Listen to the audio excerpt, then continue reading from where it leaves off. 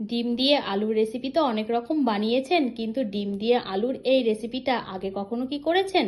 না করলে ঝটপট আজই বানিয়ে ফেলুন তো এই রেসিপিটা। আমার তো বেশ লাগে, মাংস বাদ দিয়ে এই রেসিপিটা আঙুল চেটে পুটে খায় আমাদের বাড়ির সবাই। নমস্কার বন্ধুরা, ভাই বোনের হেসেল ঘরে সবাইকে স্বাগত।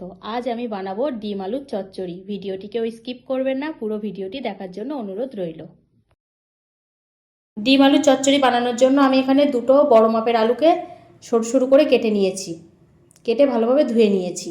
আর নিয়েছি দুটো ডিম, একটা বড় মাপের পেঁয়াজ কুচিয়ে কেটে নিয়েছি, 5 থেকে 6 কোয়া রসুন, 4টে কাঁচা লঙ্কা, 2 টুকরো আদা আর কিছুটা ধনেপাতা কুচি। এবার রান্নাটা শুরু করব। প্রথমে গ্যাসে কড়াই বসিয়ে দিয়েছি, কড়াইটা গরম হয়ে গেছে। এখন আমি এর মধ্যে দিয়ে দিলাম 4 চামচ মতো সর্ষের তেল। তেলটা গরম হয়ে গেছে, এখন আমি এর মধ্যে 3টে শুকনো লঙ্কা ছোট ছোট করে কেটে নিয়েছি, এটা ফোড়ন দিয়ে দিলাম। তেলের সাথে শুকনো লঙ্কাটা একটু নাড়াচাড়া করে নেব। এবার এর মধ্যে দিয়ে দেব পেঁয়াজ কুচি। ভালো করে পেঁয়াজটা তেলের সাথে একটু নাড়াচাড়া করে নেব।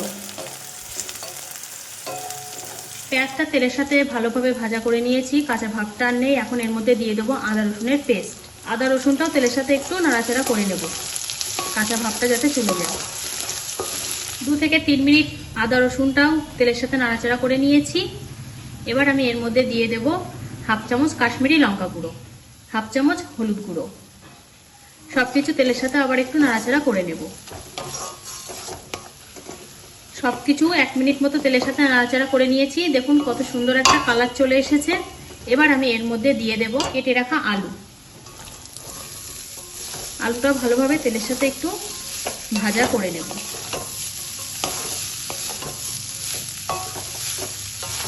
1 থেকে 1.5 মিনিট আলুটা তেলের সাথে ভাজা করে নিয়েছি। এখন আমি এর মধ্যে দিয়ে দেব 1/2 চামচ লবণ, 1/4 চামচ জিরে গুঁড়ো, 1/4 চামচ ধনে গুঁড়ো, 1/4 চামচ মরিচ গুঁড়ো। সবকিছু এবার তেলের সাথে ভালোভাবে কষিয়ে নেব। আলুটা 2 থেকে 3 মিনিট ভালোভাবে কষিয়ে নিয়েছি মশলার সাথে। এবার আমি আলুটা কড়ার মাঝখানটা ফাঁকা করে দেবো, আলুগুলোকে চারি সাইডে তুলে দেব। দিয়ে কড়াটাকে মাঝখানে একটু ফাঁকা করে নিলাম।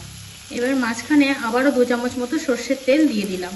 তেলটা হালকা গরম হয়ে গেছে। এখন আমি এর মধ্যে যে ডিম নিয়েছিলাম ডিমটা ফাটিয়ে দেব। ডিমটা আমি এখানে ঘাটবো না, একটা পিঠ বেশ একটু ভাজা করে নেব। ততক্ষণ পর্যন্ত ডিমটাকে এইভাবেই আমি রান্না হতে দেব। 1 মিনিট মতো ডিমের নিচের পিঠটা আমি ভাজা করে নিয়েছি। এবার আমি একটা চামচ দিয়ে হালকা করে একটু নেড়ে দেব।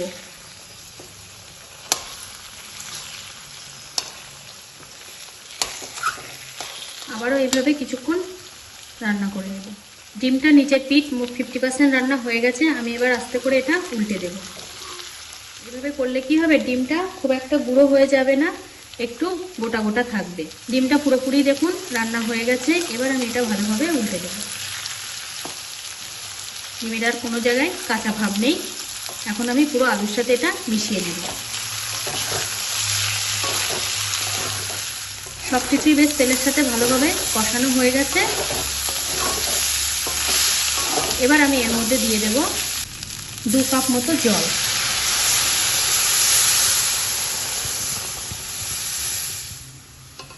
যেহেতু এটা চচ্চড়ি, ওই জন্য খুব বেশি জল লাগবে না, একটু মাখা মাখা হবে তরকারিটা। এবার এই ঝোলের পরিমাণে দিয়ে দিলাম 1/2 চামচ লবণ, 1/2 চামচ হলুদ গুঁড়ো, 4টে কাঁচা লঙ্কা চেরা। সবকিছু এবার ভালোভাবে ঝোলের সাথে মিশিয়ে নেব।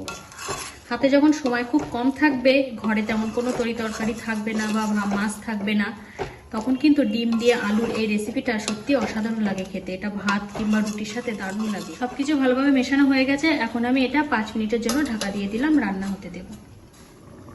5 মিনিট হয়ে গেছে, আমি এবার ঢাকাটা খুলে নিলাম।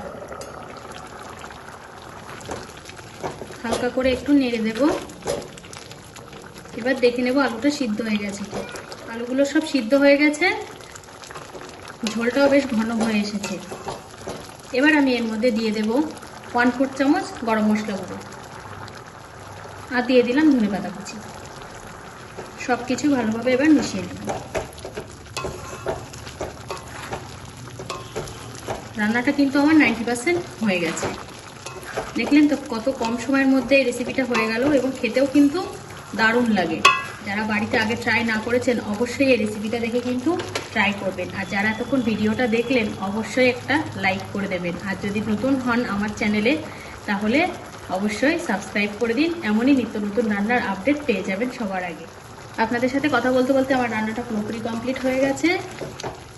এখন আমি এবার এটা নামিয়ে নেব, গ্যাসটাকে অফ করে দিলাম। আজকের রেসিপিটা তাহলে এই পর্যন্ত। যে সকল নতুন বন্ধু আমার ইউটিউব চ্যানেল থেকে দেখছেন তারা অবশ্যই চ্যানেলটিকে সাবস্ক্রাইব করে দেবেন। আর যে সকল বন্ধুরা ফেসবুক থেকে দেখছেন তারা অবশ্যই ফেসবুক পেজটিকে ফলো করে দেবেন। আজ তাহলে এই পর্যন্ত, দেখা হচ্ছে পরের কোনো নতুন রেসিপিতে।